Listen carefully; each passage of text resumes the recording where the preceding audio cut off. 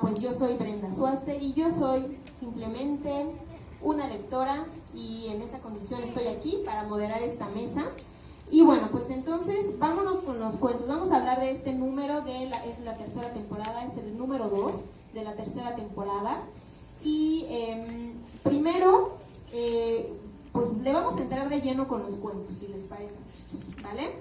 Vamos a hablar del primer cuento que aparece en Números en Rojo, de Diego Covarrubias, a quien mandamos un saludo hasta Cancún. Y bueno, para empezar, Diego ya es de casa. Yo cuando veo un cuento de Diego digo, ay, qué emoción, ya soy su fan. Así que, bueno, pues este es un cuento que en donde el narrador describe una curiosa relación con una mujer obsesionada con las matemáticas y con llevar un registro de todo lo que sea contable y medible en el cuerpo de sus parejas. Se pone a medir todo lo que se pueda en el cuerpo de sus parejas, todo.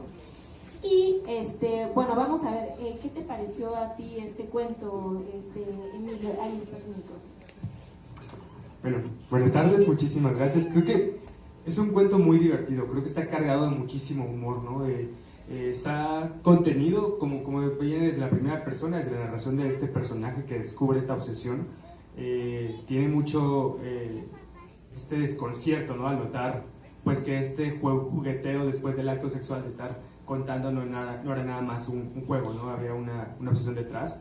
Y para mí fue divertido, fue sobre todo chistoso, ¿no? Es un cuento que viene con varios chistes alrededor de toda la historia y bueno, cierra con un remate que prefiero no spoilear, pero me pareció más bien divertido el cuento. Pues yo al igual que Brenda me considero más un lector y les voy a dar esta parte de mi interpretación de este cuento. Me pareció muy importante ver a la mujer como la ciencia, imaginar este papel de si la mujer fuera la ciencia y el hombre en esta relación fuera la humanidad, ¿no? La humanidad tratando de acercarse y de cumplir los estándares tan estrictos que requiere la ciencia, y una ciencia que no está tan de acuerdo con ese humano, que está esquiva, que por ahí hay, igual para no spoilear mucho, pero es una relación muy complicada. Creo que cuando le di la lectura viéndolo desde esa perspectiva me brincaron ahí datos muy interesantes sobre qué pasaría si la ciencia se materializara, cómo rechazaría a tantas personas, a tantos humanos que tratan de dar el ancho para abordar este pensamiento científico y abordarlo en su totalidad y se van quedando cortos a las expectativas de una ciencia que resulta muy muy exigente ante una humanidad que cree que la domina y que cree que tiene el control y que la está idealizando a su manera, cuando en realidad la ciencia hace lo que quiere con los humanos. Sí, ahorita que lo dices así, me recuerdo esta obsesión nazi por la perfección de la raza aria, y es que esta mujer, Adara, tiene una obsesión por una secuencia matemática de Fibonacci que tiene que ver con una proporción áurea, con una numerología perfecta del cuerpo. Y bueno, y como lo dices, Emilio, es un cuento tragicómico, ¿no? Un poco tragicómico, pero además no solamente es el chiste simple, o sea, realmente el humor tiene un trabajo, o bueno, Diego aquí hace un trabajo intelectual refinado del humor, o sea, no se va a lo fácil. Entonces, tú que eres escritor, quisiera preguntarte, ¿qué función tiene el humor en la literatura? Creo que es la función más bien del humor en la vida, ¿no? De pronto te ayuda a sobrellevar las cosas. De pronto, creo que en un texto puede ser muy pesado estar leyendo todo sobre todo creo que la literatura se vuelve de repente muy oscura, muy pesada, y creo que el humor puede ser un descanso, un respiro. Creo que es como digo, ¿no? Como en la vida, es como estas personas que se la pasan haciendo chistes todo el tiempo, incluso a raíz de sus propias tragedias. Para mí es un poco su manera de sobrellevar o lidiar las cosas, y creo que el humor funciona muy bien así. En la literatura de pronto hay gente que quizá ve con demasiada solemnidad la literatura y no se acerca, y el humor puede ser una buena manera de acercarse, porque cualquiera puede escuchar un chiste, ¿no? Entonces creo que el humor tiene esa función, pero sobre todo por ese motivo es muy complicado. Yo creo que si hay algo complicado hacer en la literatura es textos infantiles y humor, ¿no? Me parece que tienes que tener una habilidad muy específica. Gracias, Emilio. Y bueno, pues como decía Jorge Ibargüengoitia, el humor es una forma de ver la vida, no solamente es el hacer el chiste para dar risa, ¿no? Y bueno, el otro cuento es de otra autora ya muy querida, Hannah Smith, que también ya ha participado en varios números. Le mandamos un saludo hasta Estados Unidos a Hannah. Y ella, en Estiércol en las calles, Hannah cuenta la historia de una hija que se encuentra en una vida familiar muy estresante y especialmente se centra en la figura de su padre. Es un hombre que tiene teorías conspiranoicas del gobierno y que el gobierno pues no sabe hacer nada bien y todo el tiempo se la pasa quejando. No sé si conozcan a alguien así, que siempre se está quejando del gobierno y que se van a seguir quejando, por cierto, con esta nueva transformación. Y bueno, pero este hombre además es incapaz de mirar a su familia, se la pasa hablando y despotricando contra el gobierno, pero lleva a la familia a una situación verdaderamente ridícula. ¿Qué piensas, Emilio? Bueno, me parece que en este cuento el estiércol es un símbolo muy claro de todo lo que te distrae de lo demás, tanto así que hay una figura ahí que para mí es la más relevante en la historia, pero justo es de lo que menos se parece, que es la madre, que desaparece, ¿no? Que se va pero nadie se entera, y justo cuando reaparece a través de llamadas, ya ni siquiera la reconocen porque era una persona muy callada, siempre estaba en silencio. Creo que tiene que ver mucho con que cuando nos enfocamos literalmente en el estiércol, en lo sucio, perdemos de vista lo prioritario, lo importante, ¿no? Y esta madre que siempre era el orden, que era todo lo limpio, por así decirlo, se cansa de eso, ¿no? Y las hijas no quedan rodeadas más que del hedor del padre, ¿no? Que no solo es por el estiércol el que está llenando la casa y después las calles, sino su vida, ¿no? Creo que el estiércol es una figura porque se cuela por todas partes, no solo es lo físico, es en su pensamiento, en la atmósfera, en dejar sin esta figura materna. Creo que es un cuento con muchísimas capas psicológicas, por así decirlo. A mí también, también parecía cómico, pero se fue más para mí por una parte muy simbólica de, pues a qué le damos prioridad, como dices, ¿no? Si nos queremos estar quejando de cosas, pues podemos enfocarnos en eso y perder de vista las cosas buenas que tenemos. Igualmente creo que es esto de ser crítico, por ahí lo platicábamos al principio. Yo sí conocí de forma muy cercana a alguien que era así y realmente lo absorbe. Llega un punto en el que ya nada le parece, todo está mal, y es esta actitud criticona de ser criticón, criticar por criticar, y cómo te va absorbiendo, justamente como decías, ¿no? Con esta figura del estiércol, pero también pensar en esa abstracción que hace, ¿no? Decir, ya se desentiende de todo, se aísla totalmente, se acaba volviendo una persona totalmente ajena incluso a su realidad, y hasta preguntarse por qué era criticón. Por ahí platicábamos al principio con Brenda antes de empezar la plática respecto a la creatividad cuando no encuentra una canalización, quizás se va a lo más sencillo, a lo más fácil, que pues ser criticón.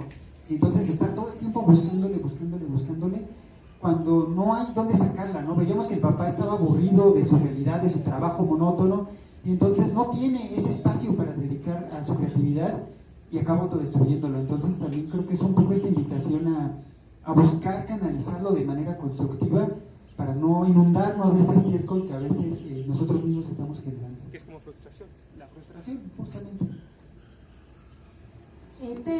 Este hombre, a mí me parece que es una sátira, porque deforma al personaje al grado de hacerlo patético y de llevar a la mierda literalmente a toda la familia, o más bien lleva la mierda a la familia, ¿no? Más bien. Entonces, pues se hace desde la perspectiva, como les había comentado, de la hija. Entonces sí es muy estresante y bueno, está muy muy bueno el cuento de Hannah. Y vámonos con el siguiente cuento, que es... Si me permites, ahí justamente algo que dices es, sí, lleva a la familia a la mierda, pero además la gente es tan poco inteligente que ve lo que él hace como una instalación de arte, ¿no? La gente empieza a admirarlo, lo cual también te habla o refuerza esta sátira de, pues qué tontos somos, sí, o sea...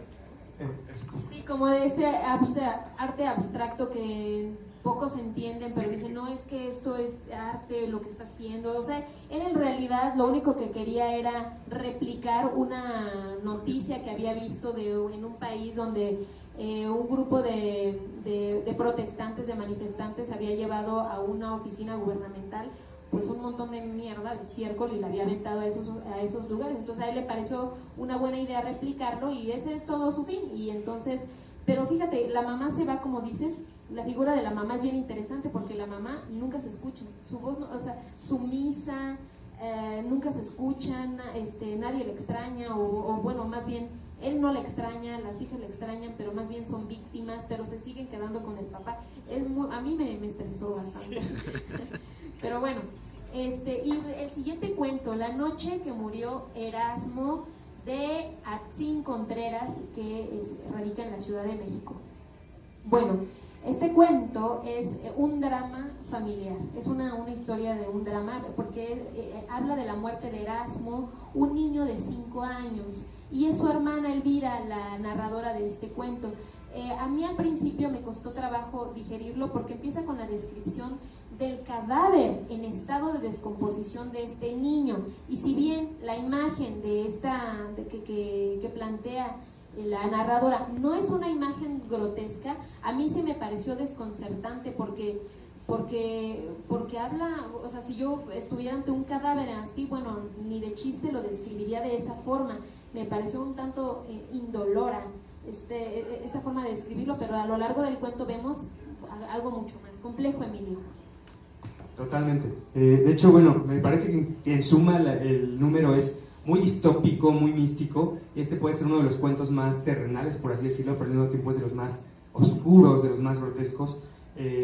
Personalmente creo que es el que más me conmovió. Creo que te hace muchas preguntas de un grupo de padres que pierden a un hermano menor, bueno, un hijo menor, que es como ahora son menos padres que antes. La hermana menor, que pasó a ser la mediana, ya es la menor otra vez, dejaron de ser la hermana mediana. O sea, te hace muchas preguntas de cómo va a ser la vida de la familia a partir de ahora, o de la no familia, porque todavía tiene más giros la historia. Y creo que justo por eso es demasiado golpeante, ¿no? Cada párrafo lo quieres seguir leyendo porque es muy atrapante, y al mismo tiempo quieres dejar de leerlo porque es muy abrumador lo que dice, porque es demasiado emocional. A mí me gustó muchísimo este cuento. Y el símbolo que representa ahí Erasmo, que se acaba volviendo un símil de cómo es la relación en pareja, ¿no? Que está muriendo también. Entonces, por ahí la hija interioriza un poco esta parte de machista, de culpar a la madre, de decir, es que es tu culpa, por eso se murió Erasmo, como diciendo, por eso se murió también tu relación, y tú lo destruiste todo, cuando en realidad hay otro problema de fondo, que es lo que ocasiona realmente esta ruptura. Entonces, justo esto no lo había pensado hasta ahora que lo dijeron, esta descripción tan gráfica del cadáver, que quizá hace un símil también con esto de la figura del final de una relación, ¿no? Cómo es crudo tanto cómo termina la relación en pareja de los padres, como cómo termina la vida de Erasmo, y cómo todo esto se simboliza en una muerte que también pues es prematura, es una especie de esto no debió terminar aquí, pero acabó terminando por un error. Entonces creo que nos invita también esta lectura un poco a reflexionar esto, a ver la muerte y a ver estas terminaciones con la parte trágica también, pero quizá con esta interpretación que pueda hacer el lector de qué habrá después y qué se viene después de una muerte, qué dejan los hijos y qué pueden hacer los hijos con este impacto, tanto de la muerte de la relación y muerte de su familia, como con la muerte del mismo Erasmo. Sí, y ahorita que lo dices, es que la narradora Elvira lo que plantea son cosas que la humanidad se ha planteado desde siempre. ¿Qué va a pasar cuando me muera? ¿Qué va a ser de mí? ¿Y ahora qué? Porque dice, bueno, ya se murió, ¿y ahora qué va a pasar con su esencia, su voz, su olor, su presencia? Es algo fuerte, pero sobre todo plantea cómo se va a trastocar la dinámica familiar, que la hermana de en medio ahora va a pasar a ser la más chica, y bueno, quienes hemos perdido familias o que hemos visto esto, sí vemos cómo la dinámica familiar cambia cuando alguien muere. Y bueno, y además cambian también los roles al interior de la familia. Entonces es un cuento bastante filosófico, diría yo. Entonces, bueno, vámonos con otro cuento, Anatomía de la Belleza, de Sara Montaño Escobar, a quien le mandamos un saludo enorme hasta Ecuador. Y este cuento es perturbador, Anatomía de la Belleza, porque narra una relación muy perversa entre una madre y una hija. A las feministas nos gusta mucho hablar de una relación amorosa de nosotras con nuestras madres y nuestras abuelas, y eso nos gusta, nos alienta, pero esta es todo lo contrario. Es una mujer, una madre muy frustrada que lleva al nivel de tortura a su hija. Sí, totalmente. También creo que este cuento es... Bueno, es una figura justo de esto, ¿no? Como la belleza es un estándar demasiado subjetivo, en el cual la madre prefiere sentirse atraída por una rata que por su propia hija, ¿no? Y justo después de todo esto, la hija pues ve la muerte de la rata, la llegada de su propia belleza, pero también se puede terminar dando cuenta que la madre, a la que siempre vieron todos como una persona bella, en realidad no es tan bella, ¿no? Entonces te hace preguntar qué es bello, qué no es bello. Y también creo que tiene mucho más que ver, que la belleza es una figura también aquí, que el punto también es real es el rechazo de una madre hacia su hija, el odio, tanto que incluso cuando esta rata pierde la vida, la madre culpa a la hija de que su fealdad quitaba la paz en la casa, ¿no? O sea, creo que otra vez es lo mismo que con el estiércol en el cuento de Hannah. Aquí la belleza es una figura simplemente de algo más, ¿no? Que algo mucho más grande, que en este caso puede ser simplemente la paz o la aceptación de otra persona. No sé, me suena que simplemente la madre nunca quiso tener a esta hija y por eso la hija, incluso desde el nacimiento, nació sin ser atractiva, ¿no? Justo esto que comentas me parece bien importante, lo de la maternidad no deseada. Yo en mi lectura me pareció bastante interesante esto, viendo el contraste de una maternidad postiza y deseada con la rata, una especie de hija que es efímera, por ahí lo dice también la narradora, viven poco las ratas, entonces prefiere lo hedonista, lo fugaz, lo rápido, a un compromiso a largo plazo que involucra a su hija humana, que sí va a vivir más tiempo y que requiere una responsabilidad totalmente diferente ante la sociedad, a una rata que la puede tratar ocasionalmente y a su gusto. Entonces me parece que la maternidad no deseada de esta prostituta en su hija humana la trastoca totalmente a esta parte con la maternidad que sí desea, porque es efímera y porque es un poco artificial con esta rata, y la rata como esta imagen hedonista que al final acaba muriendo y acaba destruyendo esta belleza de la misma madre cuando la hija la ve y dice es que no era tan bonita como yo creía que era. Entonces me parece que es este desmoronamiento de la misma belleza y el deseo de la hija por esta madre ausente, que quizá no era tanto la belleza de la madre, sino el deseo de tener a su madre con ella. Entonces, creo que aquí hay muchos puntos respecto a la maternidad que podríamos rescatar de este cuento. Yo no pude evitar no pensar en Frankenstein cuando leí este cuento, es porque refleja esta sensación de rechazo y de orfandad, porque tu madre no te quiere. Bueno, al monstruo de Frankenstein pues no lo querían por feo, ¿verdad? Su propio creador. Y entonces toda la historia es un drama y es una autodevaluación. Entonces no pude no remitirme a él. Entonces la verdad fue bastante triste leer también este cuento. Bueno, el siguiente cuento viene desde Guadalajara, La vida de Javier, de Jorge Domínguez. No sé si yo lo entendí como una especie de realismo social que narra la historia de un niño que está en una situación de explotación y bueno, para escapar de esta cruenta realidad, él se imagina que está en un programa de televisión donde es entrevistado y bueno, empieza a hacer como un desdoblamiento de sus pensamientos, de su personalidad y sobre todo de su fantasía de escapar. Y bueno, ahí está esta historia, ¿no? Sí, totalmente. A mí en un principio me costó, o sea, porque dije, ¿por qué en el programa lo están entrevistando? Ven que está en una situación de tanta explotación y nadie lo ayuda. Hasta que entendí que estaba siendo víctima de algo y él simplemente estaba escapando de esta realidad alterna que él mismo se creaba, ¿no? Con peluches que además escondía, ¿no? Porque era lo único que tenía para sí. y desde ahí se vuelve muy, muy brutal el cuento, muy doloroso pensar, ¿no? Que hay gente que sí, lo vemos también en las redes sociales, en todos lados, gente que está escapando a mundos alternos para evadir su realidad, pero es un poco más duro verlo desde un niño, ¿no? Que además, pues en un punto llega a estar obligado a tomar una decisión para así salirse de esta realidad, y te deja, pues, creo que igual, ¿no? Con un montón de dudas sobre cuál es su futuro. Sabes que te escapa con dinero, pero no suena como un futuro optimista para una persona que no ha tenido una vida optimista. Y creo que eso, ¿no? Creo que me quedo mucho con esta parte de cómo me recordó un poco, sin caer en lo burdo, en la serie de WandaVision, que están escapando en un mundo alterno donde todo es feliz, donde todo está bien, hasta que te das cuenta, ¿no? Que hasta las risas grabadas que están ahí en el programa y todo son una invención de lo que el niño necesita para seguir afrontando estar en un lugar donde no puede estar, donde extraña a una musa que, pues al final respecta también es una niña explotada como él. O sea, todo es muy brutal, muy abrumador. Entonces creo que simplemente es, pues, compadecerse o más bien empatizar con las personas que tienen esta necesidad de escapar a otro lado porque su realidad es muy dura y no hay mucho que puedan hacer al respecto. Y muy interesante esto, ¿no? La forma de narrar como un talk show este suceso tan terrible que está atravesando el niño, pero también cómo la creatividad te permite ese momento de fuga y de ver todo como una aventura, como un no, esto no está pasando, o está pasando como una manera de heroísmo. Por ahí también los peluches en este desdoblamiento que comentaba Brenda, ¿no? Los peluches sí son valientes y le dicen, no, ataca, no, haz esto.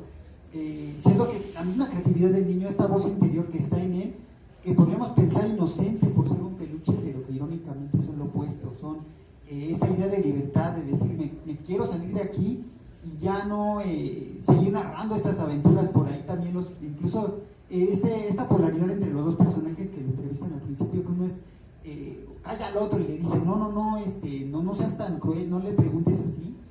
Y en un punto en el que el niño ya está desesperado totalmente, dice, pues ya pregúntenme lo que sea, ya da igual, ¿no?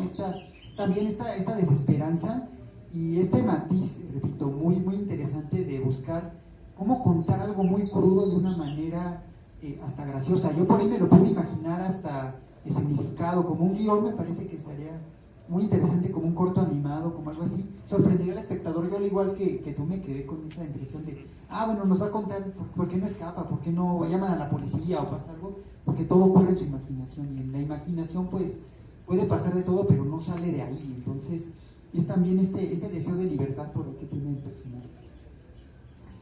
Este cuento me remitió a un reportaje de la DW que se hace en Suecia, donde los niños que están buscando asilo político entran en un síndrome en donde duermen, como entran en un estado de coma, y es bastante raro este síndrome, y pasa porque les niegan el asilo político cuando les dicen que se tienen que regresar a sus lugares, a sus patrias. Entran en este estado de coma. Se está investigando este síndrome, y entonces una de las cosas que puedo decirles por los estudios que he hecho con los niños es que la imaginación es una forma de resiliencia especialmente en los niños. Y bueno, pues esto fue el cuento de la vida de Javier. El otro cuento es El fango del fondo, de Jorge Meneses. Es un cuento él es de la Ciudad de México, y este es un drama psicológico. Es un hombre que se extravía en una especie de mundo alternativo miniatura, con una ciudad que está formada por enanos, pero sospechosamente todo se pone muy turbio, muy, muy tenso, porque hay un festín, un ritual al que él es invitado, y pues ahí empieza. Bueno, a ver, ¿qué opinas? Pues más que invitado es el aperitivo, ¿no? Entonces está curioso. Yo la verdad es que lo había interpretado también un poco como que él está soñando y cuando despierta hasta se arranca la mano de que no sabe qué está pasando. Pero sí, ¿no? Te lleva todo el tiempo una tensión que cada vez es un poquito más difícil de entender, pues sí, yo por eso pensaba, esto no puede ser otra cosa que un sueño o una alucinación, porque primero no vas sabiendo quién es aliado, quién es enemigo, luego cuando vas viendo que está atiborrado de personas de talla diminuta, sabes que no va a terminar bien, que no puede terminar bien, y ya si te quedas con este pacto de idea de que es un sueño, solo estás esperando que despierte en cualquier momento. De todos modos, si es lo que pasó, no tiene un final alegre, es estresante, ¿no? Es un cuento que te mantiene una tensión creciente y que simplemente te lleva a pensar que sí, a veces no todo mejora. A mí su lectura me recordó un poco a Nietzsche cuando habla sobre los espíritus excelentes y dice que estos espíritus excelentes van a ser rebajados por el resto de las personas. Como los ven muy altos, pues los van a querer tener al nivel de ellos. Platicábamos también antes de esta mesa esta imagen del fango. El fango, cuando lo pisas te hundes y te vas haciendo pequeño. Yo vi en la figura de nuestro protagonista este hundimiento, ¿cómo puede ser alguien alto, como dicen los mismos otros personajes? Mides como 2 metros, a lo mejor mides más, exagerando esta imagen que tienen de él, y cómo lo van bajando hasta que llega un punto en el que ya no les quiero decir mucho hasta qué nivel lo van a rebajar, pero es este rebajamiento que a veces hace la sociedad con los espíritus excelentes, tratando de volverlos, de envilecerlos y de volverlos bajos como ellos. Creo que aquí la estatura juega un papel interesante si lo interpretamos desde esta parte de alguien que, ¿cómo sería alguien grande? Y no me refiero a específicamente grande de estatura, sino alguien grande en un mundo donde todos son pequeños. ¿Qué le pasaría? ¿Se volvería igual que ellos? ¿Se volvería su presa? ¿Se volvería su guía? Y aquí vemos a un protagonista ya un poco harto de ser alto en este mundo, con el poquito tiempo que tiene, ya le está pesando también su gran estatura. Entonces me dejó esta reflexión de pensar qué pasaría con un espíritu excelente en un mundo donde todos estuvieran muy por debajo de su estatura. Y aparte este personaje es un auténtico pesimista, ¿no? Desde que dice, bueno, es que mis papás tienen la culpa porque me pusieron tal nombre. Que nunca yo me pregunté qué nombre le pusieron, ¿no? O sea, nació estrellado, entonces no importa lo que haga, ya está maldito porque sus papás tienen la culpa. O sea, los papás siempre tienen la culpa de todo. Entonces, también está este símil con el fango, sí, en el fango mientras más te mueves, más te hundes. Y él, mientras más se mueve en la narración, más se encamina a un desenlace que no les vamos a contar, porque ustedes lo van a leer. Bueno, entonces ese fue el fondo del fango. Otro cuento que es uno de mis favoritos es Custodia Compartida de Atali Rojo. Ella es malagueña, entonces le mandamos un saludo hasta España. Este relato es un relato de herencias familiares, de herencias pero no herencias materiales, sino herencias simbólicas, herencias que tienen que ver con un poder de las abuelas que se transmite a las nietas. Y entonces estas abuelas pues heredan una especie de clarividencia a las nietas. Y también hay otra cosa que pesa sobre estas mujeres de esta familia, la familia González, que es el hecho de quedarse viudas. Y bueno, pues para algunas mujeres quedarse viudas podría ser muy, muy drástico, pero para otras lo verían pues bastante bien, bastante divertido. ¿Qué te pareció este cuento? No, pues personalmente también es un consentido del número. Creo que es interesante porque es súper entretenido. Creo que no es estos cuentos que buscan un plot twist muy inesperado. Creo que puedes saber hacia dónde va, pero no importa, porque la historia es riquísima en sí sola, ¿no? Es muy interesante y por más que ya sabes a dónde va este desenlace con justo esta maldición de la que hablas, pues no deja de ser emocionante, no deja de ser interesante. Yo lo disfruté mucho porque es un cuento muy místico, porque es un cuento también que te habla un poco de casi el despertar de las habilidades de una persona, no sé, cómo alguien tiene que morir o algo tiene que morir dentro de uno para que uno pueda explotar su potencial, ¿no? Y creo que aquí está proyectado un poco en la figura familiar, pero también es como, todo el mundo quiere los dones que puede tener, quién sabe, ¿no?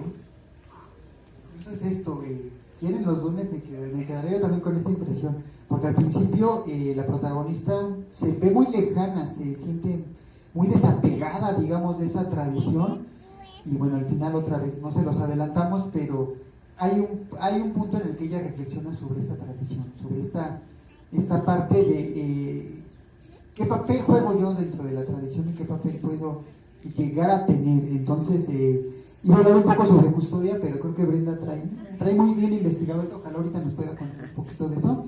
Y el papel de la protagonista, teniendo que tratar de dar este ancho. Creo que eso nos resulta a veces complicado. Va un poco relacionado, creo, con la columna de Brenda, que también hablaremos más adelante, de llenar estos zapatos familiares. Mi familia acostumbra a esto, ya sea algo bueno o algo malo, lo que acostumbre, y yo, ¿me conviene o no salir de esa tradición? ¿Saldré o no? ¿Tengo la capacidad para salir? ¿Quiero salir? Creo que estas interrogantes nos las podemos ir planteando si hacemos una lectura desde esta perspectiva, pensándola como la tradición, y la tradición con sus partes más positivas y más negativas. En este cuento la figura que más me gustó fue Custodia, que es la abuela. Quiero que ustedes recuerden un poco a sus abuelas, cómo eran sus abuelas. Pero esta mujer, pues no es una mujer, no es la matriarca. Es una mujer poderosa porque tiene estos conocimientos sobre hierbas, sobre cómo se usan, sobre la sanación. Es una especie de curandera del pueblo, pero también es estricta, es amorosa. Y una figura que a mí me gustó fue la figura del chal. Mi abuela usaba chal. Entonces, ¿qué es el chal? Aparte de que te cubría, pues servía para cargar a los niños, servía para hacer un montón de cosas el chal. Y bueno, mi abuela era así, ella usaba chal, entonces no pude no conmoverme. Y Custodia, yo investigué el nombre porque decía, bueno, ¿cómo alguien puede llamarse así? Pero resulta que en el culto católico, el nombre es la pieza de oro y plata donde se expone la hostia consagrada a la adoración de los fieles. O sea, y es muy curioso porque Custodia, cuando muere, la gente del pueblo va y quiere tocar su urna, pues como si fuera algo sagrado. Y además, custodia, ¿qué significa? Pues vigilancia, cuidado, protección, resguardo, lo que era ella, era esta figura. Y bueno, pues es un cuento fantástico y la verdad, uno de mis favoritos, gracias a Tali hasta España. Si me permites, también justo ahorita que hablas del título, ¿no? Custodia compartida, también te sugiere una cosa muy distinta. Yo pensaba que iba como por una onda casi de un divorcio, algo así, y que iba por allá, ¿no? Pero una vez que ves custodia compartida, también tiene que ver con estos dones, como estos dones que ella tiene no son suyos, van para siguientes generaciones, no se divide, se comparte. Entonces es un título también que es un juego en sí solo, ¿no? Creo que el título ya es un cuento por sí. Ok, el siguiente cuento, La ballena negra, de Pablo Valentín. Fíjense que a mí al principio me costó trabajo este cuento, porque está ambientado en Irlanda y tiene muchos elementos de la tradición marítima irlandesa, de los piratas, y pues la verdad al principio me costó trabajo entrarle al cuento, pero además habla de un hombre, Waldron, está muriendo dolorosamente, y es muy probablemente a causa de una antigua maldición que dice que los hombres de esa, los descendientes de esa familia van a morir así. Y esta maldición se da porque uno de sus ancestros era pirata, y este pirata cometió algunas atrocidades. Entonces un sacerdote católico lo maldice. Y bueno, recordemos que para los irlandeses la tradición católica es muy importante. No quiero dejar de contarles una anécdota de por qué algo que también nos hermana con los irlandeses. Resulta que en la intervención estadounidense en 1846 y 1848, un batallón vino con las tropas estadounidenses, que se llamaba el Batallón de San Patricio.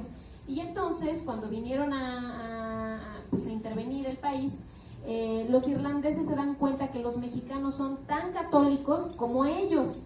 Y entonces dicen, no, bueno, pues como ellos se dicen a sí mismos que no podían pelear contra sus hermanos de fe. Entonces les voltean bandera a los estadounidenses y pelean del lado mexicano. Después, por supuesto, el ejército estadounidense los atrapa y los torturan y los asesinan. Entonces, hoy tenemos el batallón, la banda de gaitas del batallón de San Patricio, que por cierto me encanta, y vayan a visitar al Museo de las Intervenciones, tocan muy bien.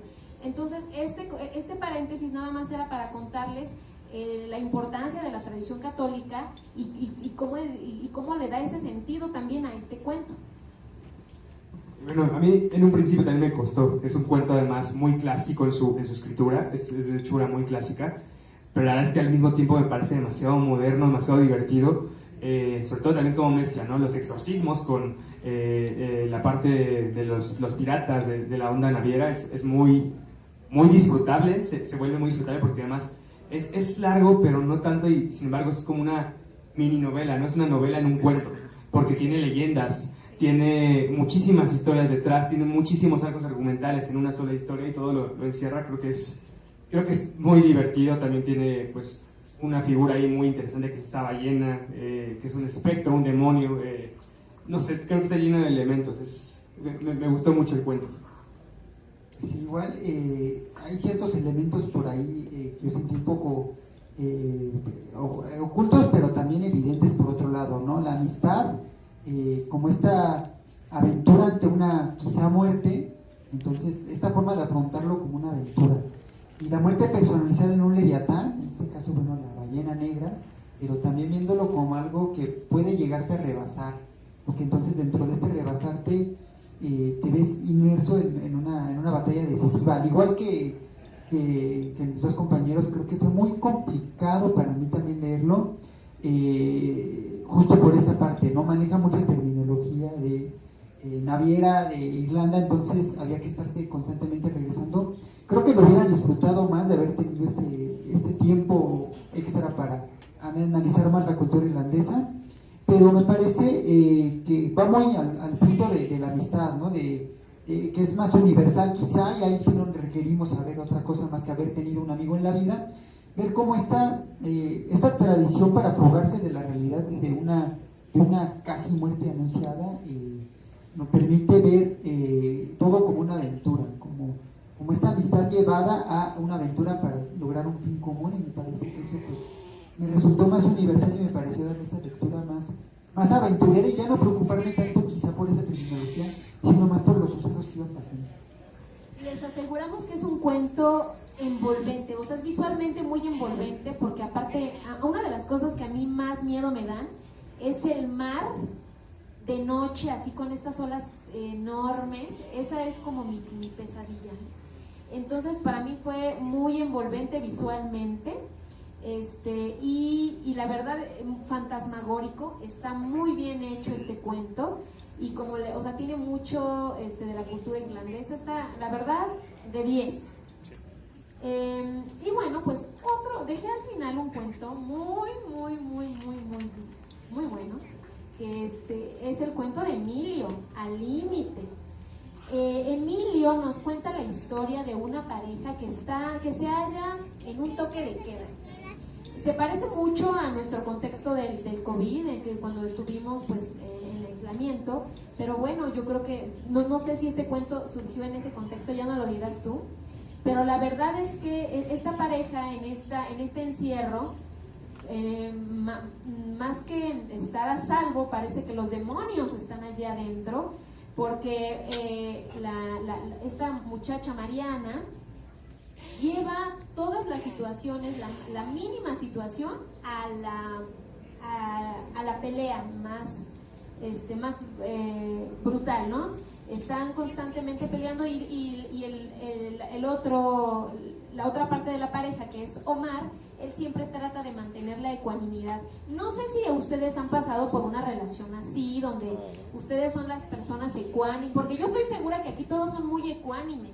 O sea, nunca sus parejas son los locos, los que se azotan la puerta. Ustedes son maravillosos. Entonces, bueno, seguramente les va a encantar este cuento. Cuéntanos, Emilio, ¿cómo lo pensaste? Gracias. Bueno, hace rato no me pude presentar y creo que este es el momento ideal. Estoy muy feliz de estar aquí. Vengo regresando justamente del estado de Morelos. Estuve viviendo por ya 3 meses. Y este cuento no fue desde la pandemia, fue desde ahí.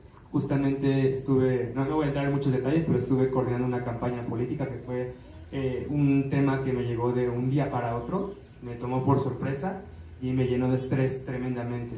Entonces para mí, yo prefería estar encerrado en la casa donde estaba que salir. Para mí salir, pensar en caminar hacia la oficina era peligro. Era justamente este toque de queda, ¿no?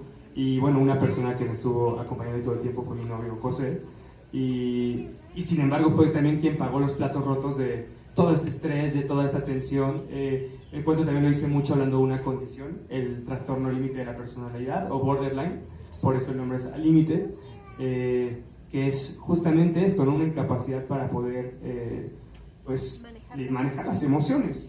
Entonces pues hablé mucho desde ahí. El cuento lo escribí en un momento que tuvimos una discusión y me salí a caminar y dije, ¿qué pasa? Eso ahorita me mataran aquí, ¿no? Lo hice en unos 10 minutos simplemente pensando en eso, todo lo que yo traía en la cabeza, en la paciencia que él había tenido conmigo y que yo no estaba teniendo simplemente porque no estaba sabiendo actuar, ¿no? Entonces era pues recordar que a veces estas peleas vuelven peligroso todo cuando tu pareja debe ser tu lugar seguro, ¿no? Si no, ¿qué haces ahí? O sea que tú eres el tóxico. Yo no era el ecuánime, sí, al menos es un testamento de que reconozco que no fui el ecuánime y creo que es lo más ecuánime que hice en este tiempo, ¿no?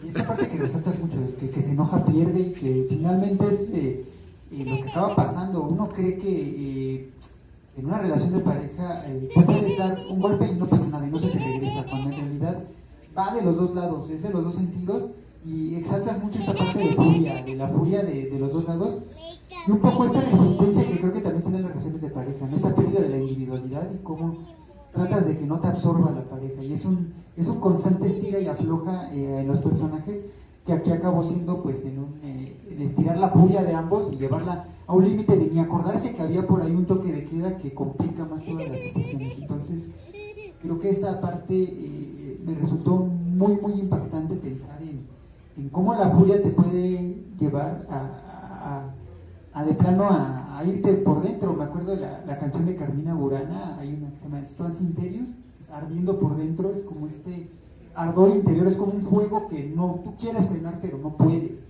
Entonces me recordó mucho a esta canción, a esta parte de una furia totalmente desbordada de sí misma. En la canción de Carmina Burana también habla de un corazón flojo, un corazón perezoso, porque es perezoso porque se deja llevar, no quiere luchar contra este fuego, dice que me consume, que me queme por completo, porque ahorita estoy enojado. Entonces creo que cuando nos hemos sentido enojados nos pasa esto y lo llevamos a un límite que tú te quisiste exponer a su máximo. Y bueno, el mayor aprendizaje de este cuento es que cuando ustedes no puedan manejar sus emociones ecuánimemente, digan, es que tengo trastorno límite de la personalidad, se desentienden de cualquier cosa y ya simplemente con eso se solucionan las cosas. Muerto el perro, se acabó la radio. Exactamente, sí, o sea, y es que no sé si lo sepan, pero todos los trastornos son de origen, tienen un componente neurológico, son de base neurológica que pues simplemente no se pueden bien. Pero no, en serio, es un muy buen cuento. Y bueno, pues esos fueron todos los cuentos. Vamos rápidamente a hacer un breve repaso por las columnas. Hoy faltó la columna de nuestro querido Alan, a quien le mandamos un saludo si nos está viendo. Vamos a comenzar con una columna que a mí me costó mucho trabajo leer, Escarceos, de Julio María Fernández Mesa. Se nota el nivel intelectual del maestro Julio. Bueno, pues a ver, ustedes empiecen. Yo les quiero aventar la bolita a ustedes primero.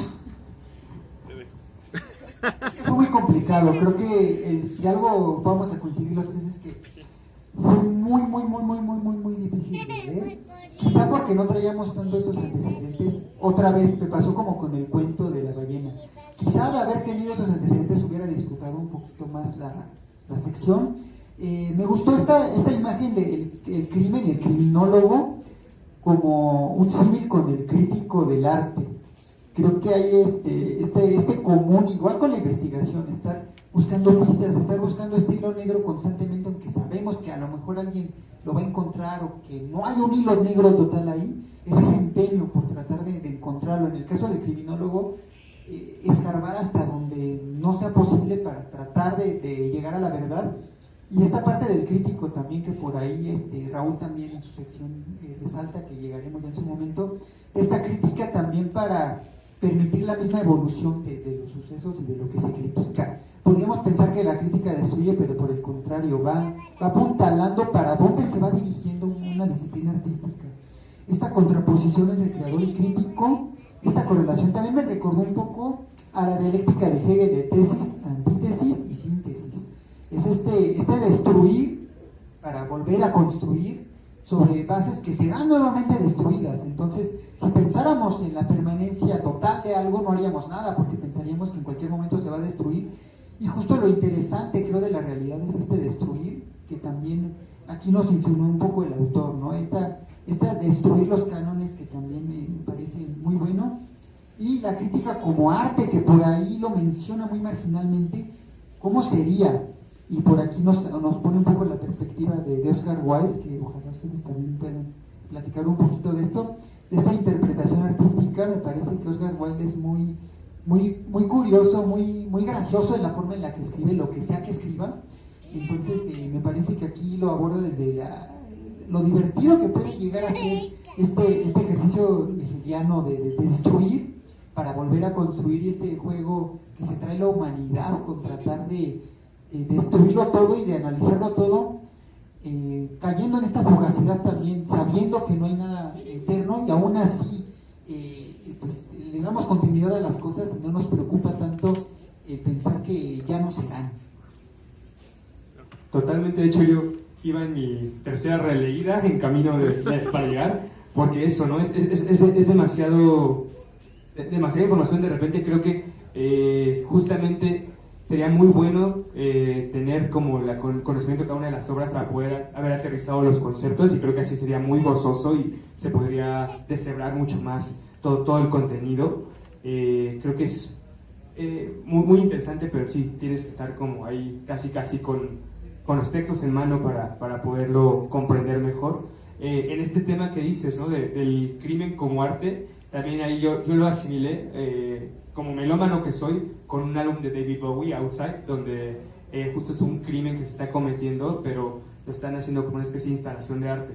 Y el criminólogo, el detective que lo está investigando, está mitad buscando resolver el caso, pero mitad también ya admirando al asesino, ¿no? Y es donde te habla un poco como de esto muy siniestro, por decirlo de alguna manera, ¿no? De el arte que puede llegar a ser.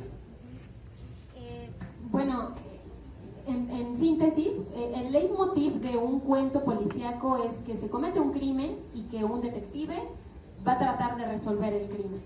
Entonces, lo que hace Julio es tomar una frase de uno de sus personajes, de uno de sus cuentos, de un escritor, Chesterton, un escritor inglés.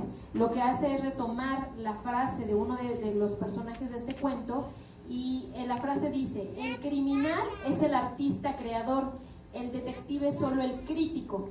Entonces compara una obra de arte con un crimen que se cometió. Y entonces el detective es el que va a desmenuzar, a indagar sobre este crimen, y lo relaciona como el crítico. El crítico de arte es el que va a interpretar esta obra de arte. En ese sentido, entonces, el artista es un criminal y el crítico de arte es un detective de arte, en ese sentido. Entonces, me parece que la columna de Julio tiene mucho fondo. Con las formas me peleo un poco, pero aún así es un reto leerlo. Y bueno, la siguiente columna es de nuestro queridísimo, talentosísimo editor en jefe, El hilo roto, no te olvides de escribir, de Raúl Solís.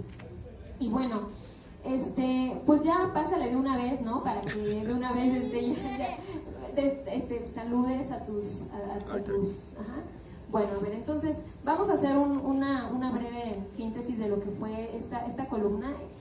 Raúl dice que no basta en el arte, o especialmente en la literatura, la técnica, sino que hay que hacerlo memorable. Y lo que hace memorable una producción literaria, pues es la propia anécdota. Y dice un poco, la forma es fondo, pero el fondo no es un tema en particular. Entonces él apela a la carga emotiva en la literatura, y habla. Una cosa que me gustó mucho de su columna fue este personaje del que habla, ¿me recuerdas tu personaje? Leopoldo, el Leopoldo de un cuento del autor Augusto Monterroso. Y entonces, bueno, Leopoldo es esta persona que quiere ser escritor y siempre está hablando de literatura, y es muy disciplinado y lee y todo, pero nunca escribe, ¿no? O sea, es como alguien que dice lo que sea, no sé si les ha pasado, no, voy a hacer esto y mira, y se lo imaginan precioso, pero nunca lo hacen. Yo no sé si ustedes alguna vez han sido Leopoldos, yo sí, soy muy constantemente Leopolda, o sea, ya me voy a poner así, porque porque constantemente digo, bueno, voy a hacer esto, y lo veo precioso, y nunca lo hago. Entonces es Leopoldo, que no escribe. Totalmente. Yo también lo veo desde ahí como un poco una crítica a esto de simplemente cuidar las formas, en todo el arte, ¿no? Claro que es muy importante pulir, de hecho lo dice en la columna, hay que ayudarse, hay que aprender a pulir la técnica para tener un poco más de elementos, pero no es lo que enriquece, no es lo que nutre a las personas. También te dice del otro lado, no hay que irnos por la parte de que todo sea emotividad gratuita, por así decirlo, de hacer figuras emocionales solo para que haya un efecto, sino creo que ahí adelantándome un poco también a tu columna, habla de esta necesidad que tiene el ser de expresarse, ¿no? Si no está esta necesidad, mejor también no hay que escribir, ¿no? O sea, creo que sí, lo que hace el escritor es que escriba, pero también es la necesidad de escribir, porque uno puede... hay dos puntos, uno es que hacen la pura teoría, que es esta gente que justamente habla mucho y mucho y mucho de un tema, pero nunca lo ejerce y entonces no puede, y creo que son quienes se terminan convirtiendo en críticos, porque pueden tener mucho conocimiento técnico, pero al no ejecutarlo hasta... viene una frustración que conlleva en más bien criticar, pero también el otro lado, ¿no? Si no está esta necesidad honesta, y no porque tengan la obligación, ¿no?, de ser honestos con el texto, sino porque simplemente no sale igual, no está este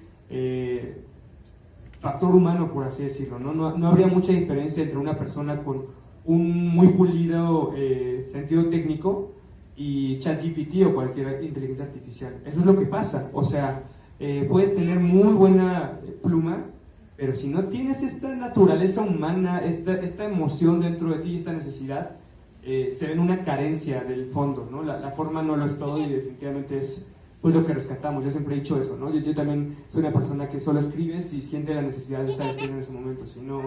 Si tengo una buena idea, pero no tengo esta casi energía vibrante, esta pulsión de escribir, creo que es mejor no hacerlo. A veces está más respetuoso con la literatura. Y bueno, esta invitación que nos hace aquí Raúl, de escribir por gusto, pero que no se quede en el gusto, que no digas lo hago por gusto y ya, tener esta preparación, que por ahí yo tengo mi antítesis con ustedes. Yo creo que la educación sí es bien importante, pero tampoco es quedarse nada más ahí, ¿no? Me lo demuestran ciertas cosas, por ejemplo, lo que les decía ahorita, que hubiera disfrutado quizá más ciertas partes de la revista, de estar más preparado y de conocer más el tema.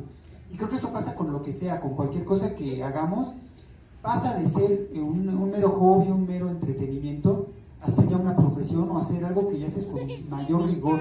Creo que hay cosas que a veces solo se pueden disfrutar conociendo, teniendo una teoría más o menos amplia. Hay otras que quizá no tanto, pero creo que aquí la invitación que nos hace Raúl es, bueno, no te compliques a lo mejor tanto ahorita. Agarra pluma, agarra la computadora, escribe, y a lo mejor ya luego nos preocupamos, ¿no? De decir, lo voy a estudiar, no lo voy a estudiar, va a ser solo un hobby, va a ser una profesión. Es esta invitación que quizás sería útil de que viera a un estudiante de secundaria, de preparatoria, que es como escritor de closet y que diga, pues voy a salir de ese closet y a ver qué pasa. Lo peor que puede pasar, pues que me estrelle contra la pared, tampoco es tan grave porque me demuestra que a lo mejor esto no es lo mío y no es mi lugar escribir aquí o escribir esto en particular, y quizá mi lugar va por otro lado, pero a veces es peor arrepentirse. Creo de no hacerlo y de quedarnos nada más con el gusto, con la teoría. Me dio mucho eco este artículo a mí como estudiando filosofía. Yo siempre quise estudiar filosofía, pero pues nunca se podía, porque entre que me voy a morir de hambre y entre que me resultaba complicado en cierta edad de mi vida, ya luego fue diferente. Empezaba a leer libros y decía, me basta con esos libros, no los estoy dialogando con nadie, no los estoy llevando a ningún lado, no estoy escribiendo sobre lo que estoy viendo acá. Voy a dar ese paso. Si me estrello contra la pared, pues no importa, pero quiero estudiarlo para disfrutarlo ya a otro nivel, mayor que lo disfruto teniendo esta educación. Y creo que es, yo como educador también, si no quisiera dejar esta parte al aire y complementarlo con que sí es importante formarse, quizá desde una autoformación, desde procesos metacognitivos, es decir, de formación propia, o quizá de la educación formal, pero sí buscarle una salida y ejercitar, que no se quede nada más en el talento o en la potencialidad, y que lo materialicemos en algo, que es también esta invitación que nos hace Raúl, de no complicarnos tanto y finalmente escribir. Y él mismo lo menciona al principio, que quizás sea muy obvio, pero a veces nos complicamos tanto que pasamos por alto hasta algo tan obvio como eso. Y bueno, pues yo podría seguir hablando de tu columna, pero ya nos vamos a extender, entonces mejor pasamos a otra columna muy buena, por cierto, Literacidad, se las recomiendo mucho, la escribe una tal Brenda Suárez, es muy buena. Entonces no soy la persona más idónea para hablar de esa columna, así que se lo dejaré a ustedes, muchachos.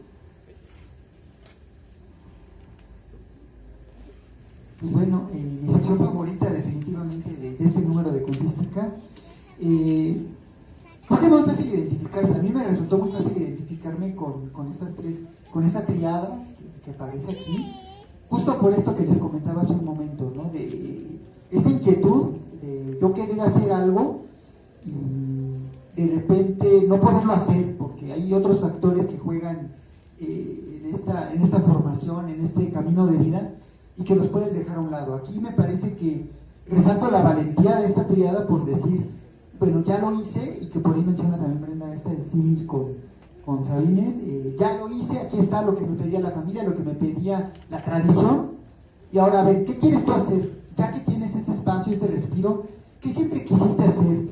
Creo que aquí se lo puede uno preguntar, decir, quiero hacer eso. Fíjense, me resultó también muy curioso cómo por ahí un personaje de la triada dice que estudió filosofía y no encontró satisfacción en eso. A mí me resultó pensar como para mí era como decir, yo tengo sed y veo a alguien tirar agua frente a mí, ¿no?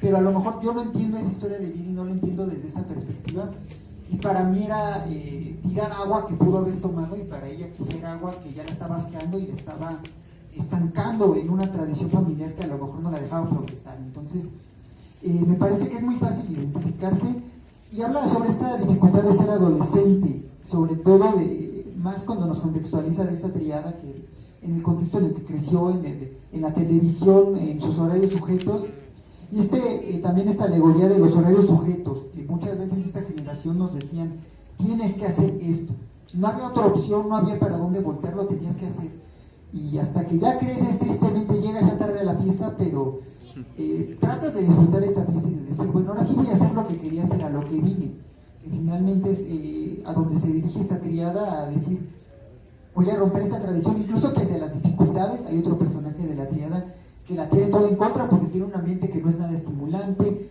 con una familia que no tiene tradición en libros, en inquietudes tan intelectuales, y que pese a todo trata de encontrar estas ventanitas de intelectualidad por ahí donde la puede rescatar.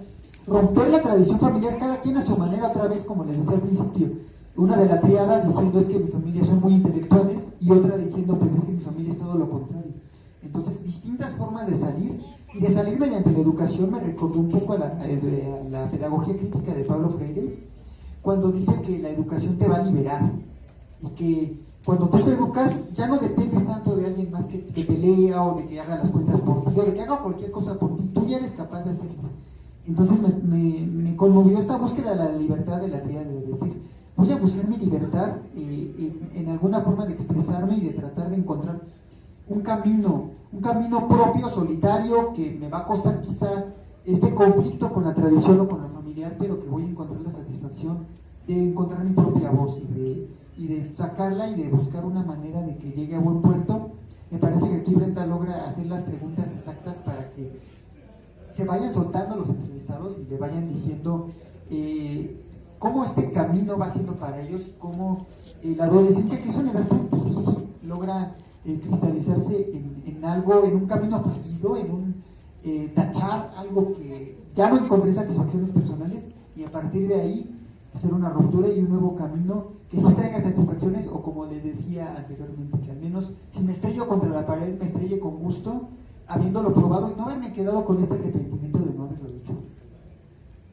Sí, creo que es una columna completamente universal. Creo que es imposible no sentirse identificado de alguna manera. O sea, creo que con 3 personajes puedes dimensionar un poco el universo de la adolescencia, que también es lo abrumador que es, ¿no? Creo que todos podemos tener recuerdos tortuosos de nuestra adolescencia, pero es sorprendente en realidad la suma de factores que pueden ser, ¿no? Sociales, económicos, las decisiones que tienes que tomar, toda esa parte del cambio corporal, del aprendizaje de la sexualidad. O sea, tenemos que crecer y aprender un montón de cosas en un momento muy pequeño donde nos empiezan a cargar de responsabilidades y no estamos preparados para ello, ¿no? También, pues justo como dices, ¿no? Muchas veces son proyectos fracasados, son proyectos no logrados porque justamente no estamos preparados para ello, pero lo hizo uno de los personajes de la triada, ¿no? Lo injusto, por ejemplo, que es que a los 16 años la gente tenga que elegir su vocación de por vida, o sea, este tipo de cosas.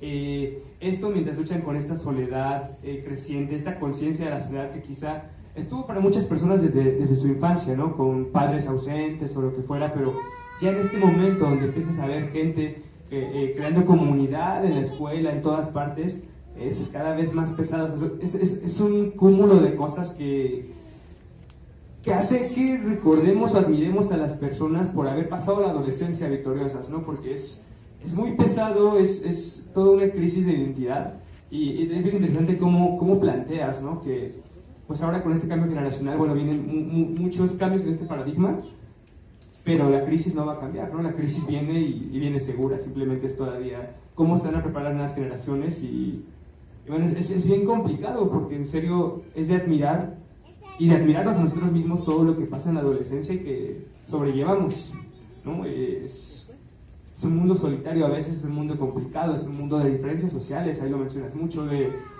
gente que no tiene acceso a la cultura y tiene que meterse, de gente que quiere formar parte de algo, o gente que está obligada a formar parte de algo, son muchísimos pesos que solo de leerlo te pesan también a ti.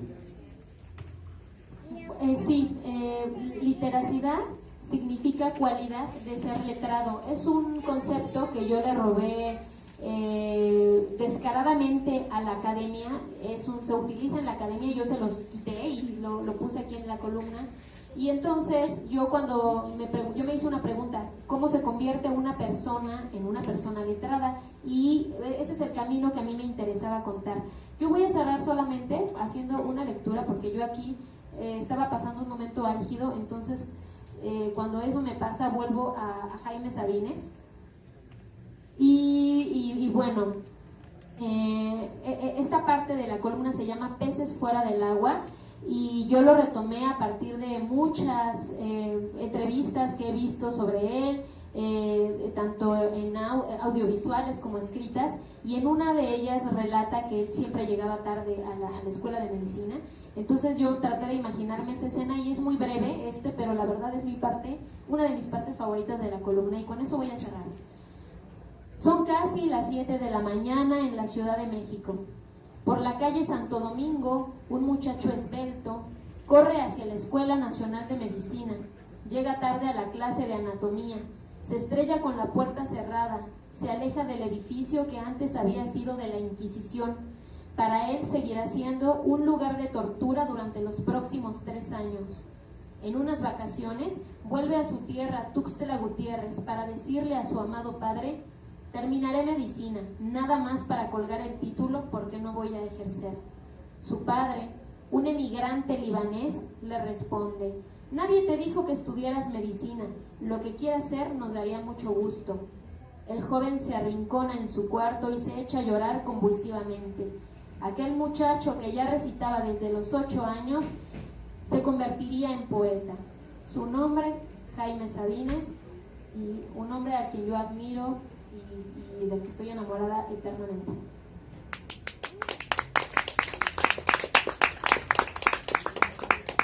Y bueno, pues eso fue todo, muchas gracias. Pues la revista va a estar en venta ahí, a cargo de nuestro editor en jefe. Yo me despido, muchas gracias a quienes nos acompañaron, veo caras nuevas, espero que se animen a leer la revista y gracias.